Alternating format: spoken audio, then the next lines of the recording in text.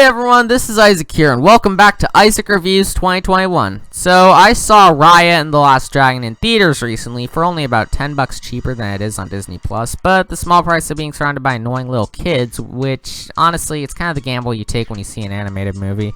And before I begin explaining my thoughts on the movie, I should begin by saying that from when this was first announced, I was already hooked by the concept and how the animation was said to be unlike any movie out there. And since it's now out, I saw it in theaters because it's $30 on Disney until June. So since I don't want to have to buy it again just to get some better clips and stuff, my footage in this review is only limited to the trailers and the clips that are released to YouTube.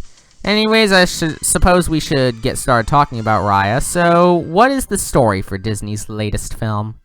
So this movie is centered in a fictional realm known as Kamandra, where dragons and humans used to live prosperously, but after the dragons used all their magic to create an orb that keeps evil creatures called the Droon at bay, 5 nations named after parts of the mythical creature, known as Fang, Heart, Talon, Tail, and Spine, will come along to protect this sacred orb despite how the nations don't see eye to eye with each other.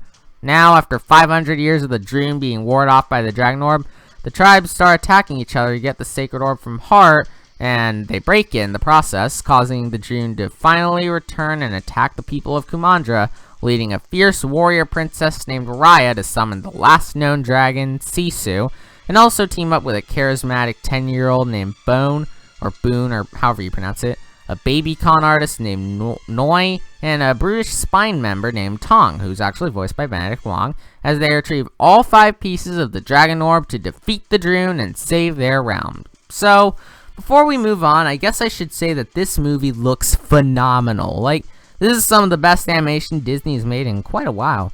Not only is the character animation fantastic, and the scenes that utilize 2D animation are pretty well made, but the visual effects, lighting, and environments are top-notch, and the way the characters interact with them is also made very well. Not only that, but the writing takes a standard MacGuffin hunting plotline and gives it far more depth and intrigue to it, from the character interactions, humor, message on trust and unity, and how it either abandons cliches you'd expect an animated movie to have, or executes them in a completely different way than normal. The soundtrack also helps amplify the film's grandeur with its orchestral and Asian elements playing off each other almost seamlessly, giving James Newton Howard a great return to composing Disney movies after almost 20 whole years. Now, this movie isn't perfect since the character development could have been better and it could be rather predictable at times, but Raya and the Last Dragon still shows that the magic of Disney still lives on, despite how the company is in a pretty rough state right now with both their business decisions and some of their more recent movies being either above average or completely awful or controversial.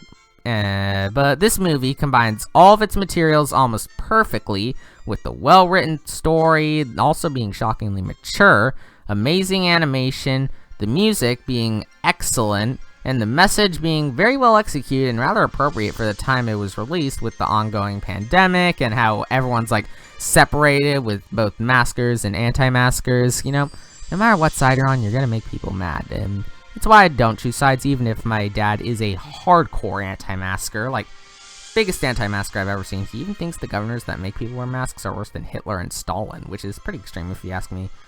So I guess since I got off topic, I should get back on topic with my recommendation. If your movie theaters are open, please watch this.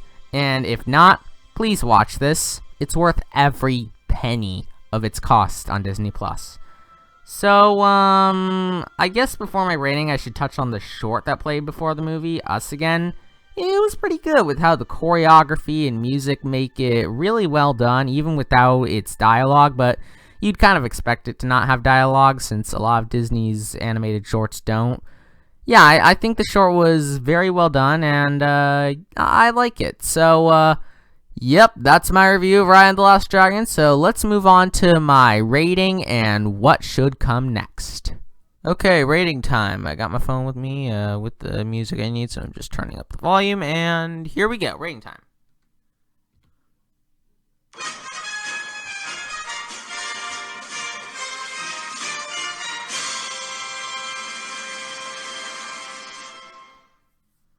Alrighty, that was Raya and the Last Dragon. So, Join us next time when we likely review the Zack Snyder Justice League. I'm still watching the original Justice League on HBO Max, and it's horrible, so maybe this will be an improvement.